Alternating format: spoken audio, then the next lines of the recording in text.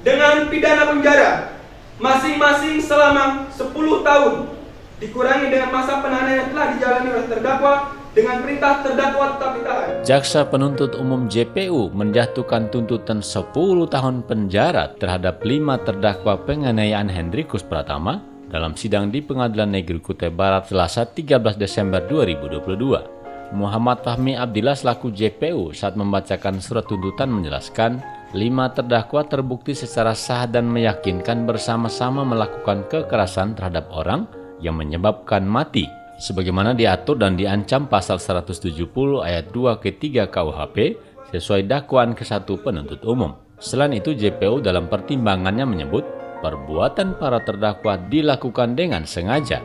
Lalu dalam persidangan, JPU tidak menemukan alasan penghapusan tindak pidana baik alasan pembenaran maupun alasan pemaaf yang dapat menghapus tanggung jawab pidana pada diri para terdakwa. Sehingga perbuatan para terdakwa dapat dipertanggungjawabkan menurut hukum dan sudah sepatutnya dijatuhi pidana yang setimpal atas perbuatannya tersebut.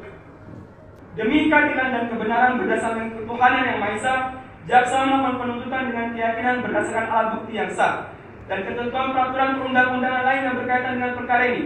Maka kami selaku jaksa penuntut umum pada Kejaksaan Negeri Kutai Barat menuntut agar Majelis Hakim Pengadilan Negeri Kutai Barat yang memeriksa dan mengadili perkara ini memutuskan 1. Menyatakan terdakwa 1. Royji Saputra anak dari Anton Basu, terdakwa 2. Julian Rasidi bin Aspar, terdakwa 3. Rahmat bin Saleh, terdakwa 4. Beno Swandi anak dari Ramin, dan terdakwa 5. Ratri Junius Pesinti Kaya anak dari Linghar terbukti secara sah dan meyakinkan bersalah melakukan tindak pidana di muka umum bersama-sama melakukan kekerasan terhadap orang yang menyebabkan mati sebagaimana diatur dan diancam pidana dalam pasal 170 ayat 2 ke 3 KUHP sesuai dakwaan ke-1 penuntut umum.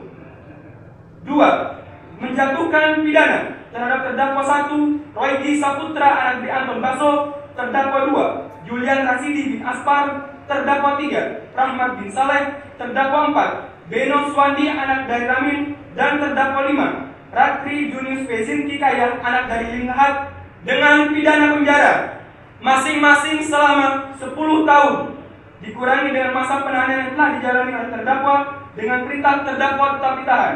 4. Menetapkan agar para terdakwa dibebani membayar biaya perkara masing-masing sebesar Rp2.000. Demikian tuntutan pidana ini kami bacakan dan sidangkan dalam sidang hari ini Selasa 13 Desember 2022 penuntut umum Muhammad Fahmi. Dalam tuntutannya, JPU juga mempertimbangkan hal-hal yang meringankan dan memberatkan. Hal yang meringankan antara lain para terdakwa mengakui dan menyesali perbuatannya. Sementara hal-hal yang memberatkan, para terdakwa semuanya sudah pernah dihukum dalam perkara lain. Kedua, perbuatan para terdakwa dilakukan di rutan Polres Kutai Barat, di mana hal tersebut dapat menjadi kebiasaan buruk dari tahanan lainnya.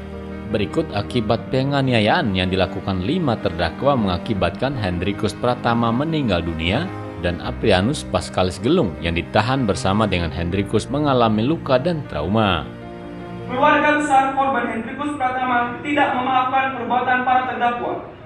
Akibat perbuatan para terdakwa menimbulkan gejolak yang besar di lingkungan masyarakat di Kabupaten Kutai Barat. Akibat perbuatan para terdakwa mengakibatkannya berkurangnya kepercayaan masyarakat terhadap Polres Kutai Barat. Sementara itu, kelima terdakwa sempat ditawarkan majelis hakim untuk menyampaikan pembelaan. Namun mereka memilih menyampaikan secara lisan karena tidak ada penasihat hukum. Royji CS mengaku menyesal atas perbuatannya dan meminta keringanan hukuman. Ya, sudah dengar ya para terdakwa ya? Sudah dengar? Dengar nggak tadi? Bukannya? Ya, saudara berlima ya dituntut pidana penjara selama 10 tahun. Ya, dikurangi masa penahanan yang sudah dijalani. Ya, paham ya? Ini masing-masing bukan 10 bagi 5. Jadi 2 tahun 2 tahun ini tuntutannya penuntut umum ya. Terhadap tuntutan ini, saudara berlima semua memiliki hak yang sama untuk mengajukan pembelaan atau pledoi secara tertulis ya atau mengajukan permohonan secara lisan. Ya, silakan saudara mau menggunakan hak itu atau tidak. Terdakwa 1 terlebih dahulu. Surat lisan. Boleh, silakan disampaikan. Bapak jangan mengetik.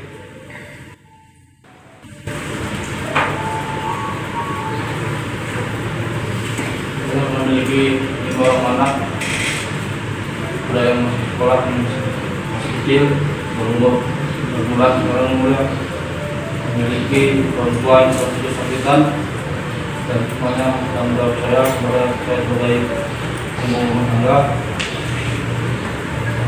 dan saya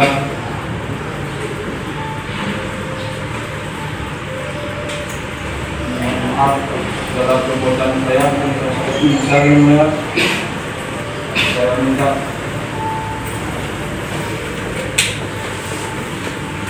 kapasitas secara kesalahan semua dan tidak saya ikut Gitu ya. Punya 5 orang anak, paling kecil 4 bulan. Ada orang tua, ada istri, begitu yang harus dinafkahi. Mohon keringanan. Ya. Oke, terdakwa 2. Lisannya mulia. Surat lisan juga. Apa itu? Saya punya keluarga, anak istri 2, anak 2. Saya sebagai penghulu keluarga kesakitan juga. Saya juga minta maaf sama keluarga korban. Sangat menyesali.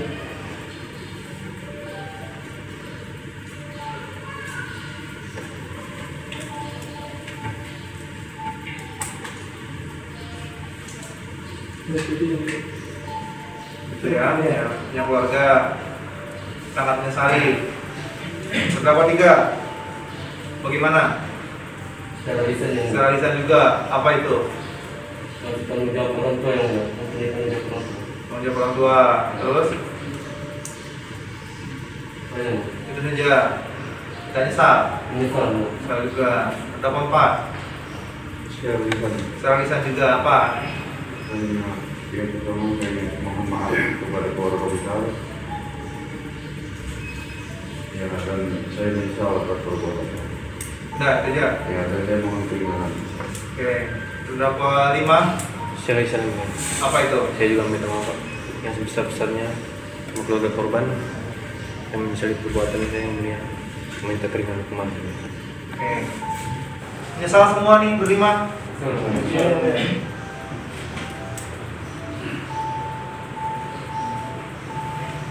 Keluarga korban juga kan ditinggalkan itu. Itu. Majelis Hakim juga menanyakan penuntut umum atas pembelaan terdakwa. Namun JPU tetap pada tuntutannya, yakni menghukum para terdakwa dengan pidana penjara 10 tahun.